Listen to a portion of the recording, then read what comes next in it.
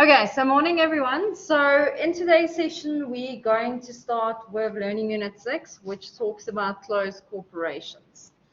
Now, closed corporations is another form of entity which you can register your company in or your business in.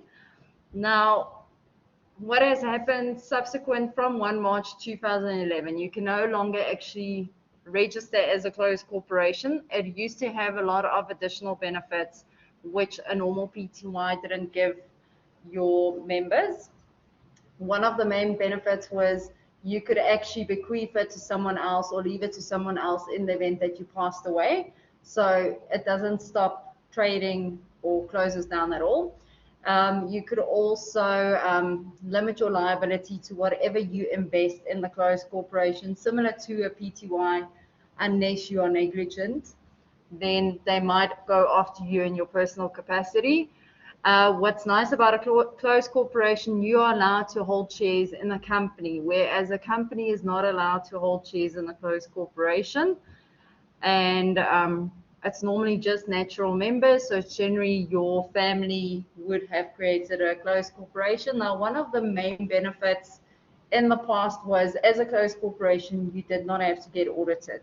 So I did not have to appoint someone to check my financials and make sure the information is correct. Whereas for a company, you had to do it based on your PSI score. So if it was, I think, between 100 and 300, if you create the account yourself, then you have to get someone external to review it. Whereas if it's over, I think, 300 points, then someone has to audit it. It's based on the rules. Okay, now let's have a look at what are the learning objectives. So the first learning objective is they say you should be able to explain the key characteristics of a CC, explain what is the advantages and disadvantages. Now we're going to discuss those first two today.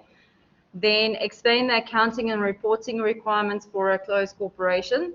So the reporting and accounting is very similar to that of a company. The only difference is your equity accounts is going to look slightly different. So for a company, you generally have shares, whereas for this you have members' interest as opposed to equity, owners' equity. And then that members' interest or members' contribution is then split up between all the components. So we're going to look at that today, as well as the different ways of change of membership. Then record the entries needed for the setup of a closed corporation. Prepare the financial statements required for change in closed corporation due to change of membership. Prepare the appropriation account, and then prepare your statement of profit and loss and comprehensive income, financial position, changes in net investment for the closed corporation, and the notes. So the disclosure part we're going to focus on in the class on Monday. Whereas today we're just going to focus on what is a closed corporation, what is the key characteristics of it, what's the disadvantages, and then we're going to look at what are the different ways that the membership interest within a CC can change and how do you actually calculate it. Okay, now what do you guys think is a closed corporation? How would you define it?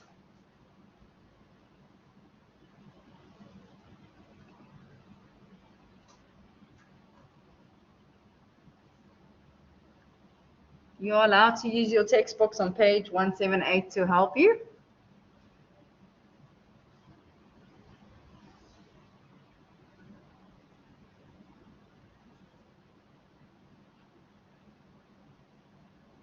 Do you want to give me an answer there in the back? It says here it's a business that meets certain legal requirements. Okay, so it's a business that meets specific requirements to be able to register as a CC. Now, one of the requirements is that the member's interest is held by natural persons, so no company can hold the interest, yeah? Okay, let's have a look. So it is, like you said, it's a business that meets certain legal requirements. Now, the main one is that it's natural persons that hold your member's interest. The whole point of a CC is it is created to make profit for the owners. So as with a company, you still have whatever profit the company make is the profit of the company, and then you can distribute some of it to the shareholders. But for a company, we are making the profit for the company. Whereas with a CC, we are actually making the profit for the owner. So whatever money is in the CC, if that member leaves it, they take that money with them. Whereas with a company, you don't necessarily, when you leave it, get all the retained earnings or all the equity that you've accrued over the years. You generally get bought, your shares get bought out. So that is the main difference. Okay, so whatever's in the CC, once you leave, you take your portion of it. Okay, now let's have a look at how do we actually look at the main characteristics of a CC. Now, if you look at the main characteristics, you first limit your owner's liability to the investment. So what it means is if there's any money that they owe a third party, it is limited to what you've put into the closed corporation. So your physical contribution. They cannot take more than what you've put into the CC. You're only liable for whatever you have in that CC. The reason a lot of people actually like to register as a CC in the past is because it made it a lot more easier as well as less administrative for them to run it as a CC versus a PTY limited due to the additional requirements, statutory requirements linked to a private company. And then the other benefit is with a corporation, even if your owners pass away, so this corporation will extend until you decide to close it down. So then what happens is even if the owner passes away, they can bequeath it to their children and so forth. So it can continue forever. Okay. Now with the new rules since 1 May 2011, 2011, you can, if you wanted to, convert your closed corporation to a private company. You could have, or you could have left it as a CC, but you can no longer register a new one. So the existing ones can still remain, but they don't necessarily get all the advantages which we're going to talk about next that they used to in the past. The main one that they've lost out on is the fact that your statements is no longer being audited, that you need to look at what is the current rules for a private company to determine that for your CC. Okay, now let's quickly look at what are some of the advantages of a CC. Yes. Sorry for interrupting. This 25th of November exam preparation. Yes. Is that the only available date which you have for us to do that? Well, that's the date based on my availability, and I looked at when you were writing exams. Because we're writing that next day, we are writing. Are you writing that next day? Yes, we're writing economics. Is it a take-home or? Take home. Okay, let's quickly look in the break, then we can always move it. Okay. It's not everybody studies for take home, but someone else can study for Okay. Let's talk about it in the break. I had a look at what you had, and then I worked out where I think it could fit in. Yeah, because we're writing on the 23rd, 26th, 29th. So all of our tests are like. Okay, we'll have a look in the break and then we'll quickly see if we can move it for you. Okay. Okay, so some of the advantages for CC is, unlike a private company, they do not have to have compulsory meetings. For your companies, you are required to have a certain number of meetings per year. One of them is your annual general meeting where you have to approve your financial statements, and then you generally have to have directors meetings, at least one in a year, but generally it's about every quarter. Then with a CC, all the members in that CC takes part in the management of the business. So they take part in the decision making, whereas with a company, as a shareholder, you don't necessarily get to manage the company. There's generally a different management team from the investors itself. And then, like I said, a CC can hold shares in the company, but a company can't hold shares in a CC. So a CC can, in effect, control a company, but it does not go the other way around. As a yes. Can a bigger company buy a close corporation company? No. Oh. No, not allowed to. So that's why a lot of people did the CC route initially. But if you convert it now to a private company, then it can be bought out. A CC may also acquire interest of a member, so they can buy other members' interest in the CC, and they can also give them financial assistance if they do not have the funds to buy it now. So give them a loan. Whereas in a company, you cannot give them a loan to buy your shares. Okay? And then all their statutory information is contained in a single document, which they call the founding statement. So that is your members' interest, what is the percentage that is held. Whereas with companies, you have your share document, you have your company registration form. So for a company, you have multiple forms that gives you all the information that the founding statement would have given for a CC. Okay? And then a member or employee of a CC may be appointed as your accounting officer. So that's the person that is doing the accounting records, as long as they have the necessary qualifications. Okay? For a company, you can be appointed as the accounting officer if you're a director, but not necessarily if you're a shareholder or an employee. Okay. The disadvantages, on the other hand, of a CC is your members are personally liable if there's any breach of their duty. So what it means is if there's a duty that you are expected based on your professional qualification to be able to do, and you should have been able to foresee certain things. So let's say as part of this, you are an accountant by nature. So you should have known, for example, the company is not solvent. We're not allowed to get more debt. So now I've actually purchased more things on credit, but I actually know I can't pay it. Then you are breaching your duties, because as an accountant, we would expect you to know, well, you're not technically solvent, so you shouldn't be extending your credit any further because you won't be able to pay them back. Then you would be held personally liable.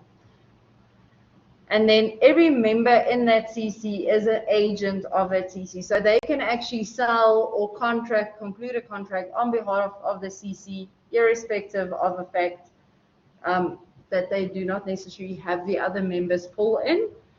And if a member holds more than 51%, it could actually affect your minority. We call it minority shareholding. So that's the people that have a small share or stake in that CC. They could actually affect their investment by their decision making. Because they've got majority, they sort of do what they want to do. And then there's a restriction of the number of members that a CC is allowed to have. It's generally between 30 and 50, whereas a company, there isn't a restriction of the number of shareholders, and you are no longer just exempt from being audited due to the fact that we've changed the Close Corporation Act and merged it with the Companies Act. Okay, so that used to be one of the main benefits, but that is no longer the case.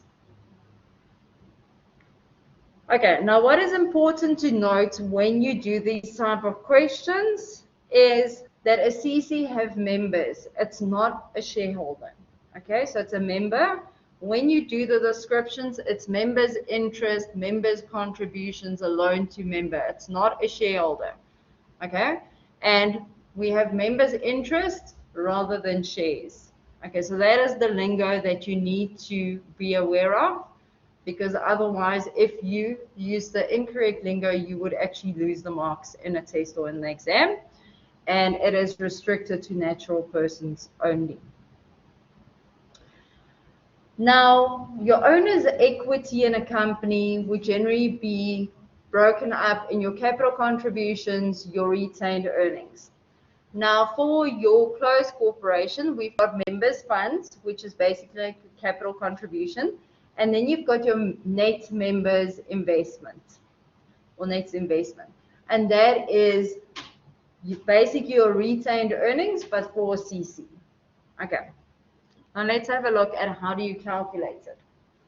For members' interest or your funds, It is your members' contribution. So the amount of capital you put into that CC, then it is adding any surplus with a revaluation of your non-current assets. Now, when we talk about a surplus on the revaluation, that is when we increase a property or a land's value.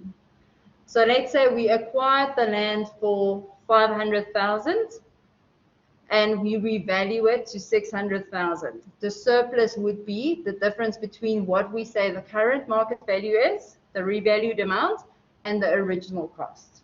Okay, so that is the surplus. Now that surplus also goes to your members' interest. And then the retained earnings, so that is basically your profit and loss for the year that goes to that. Now the net investment, how that differs is we take our members' interest and then we go add loans to members. So that is where the member provides a loan to another member. So it is an asset to them, an income to them, and loan from members. So one of the members give a loan to someone else. So it's an asset for them. Whereas loans to members is where they borrowed money from someone else. So you deduct that from their net investment.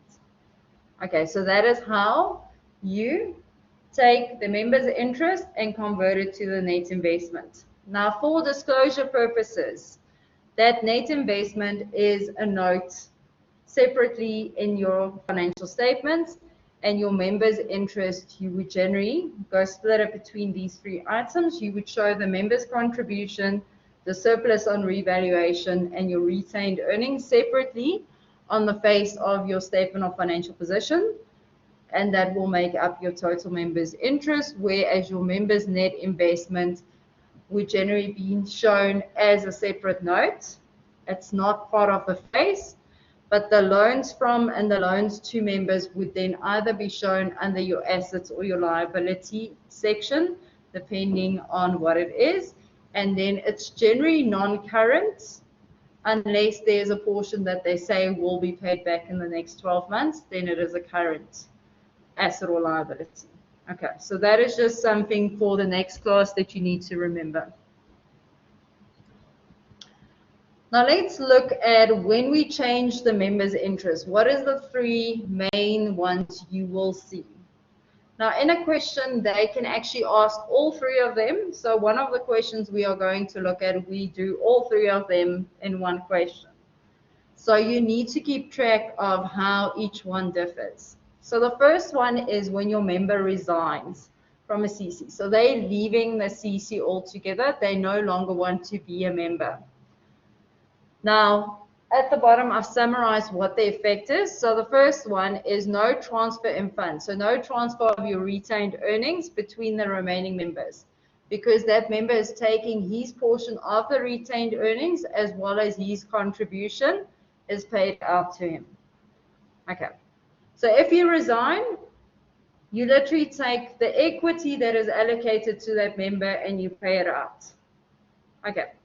Then the remaining members, there's no movement in their equity. The only change will be their percentage after the member has left.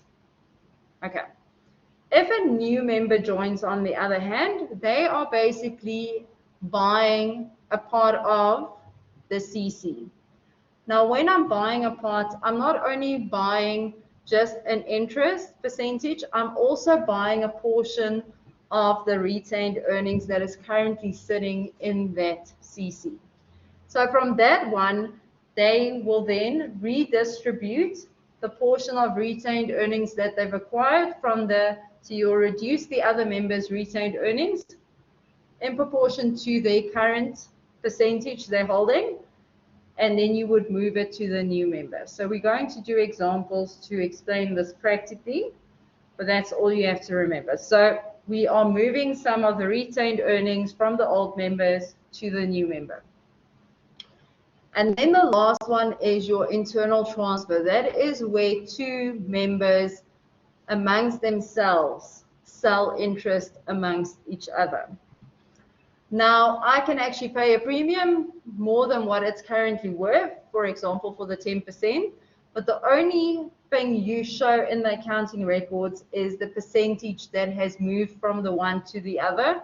You don't actually show how much they've paid for it because that transaction is outside of the CC. Okay, so that would be then a change between the retained earnings between the two members, and their interest percentage would change. Okay, now let's have a look at activity 6.1, where we're going to look at the 3 scenarios.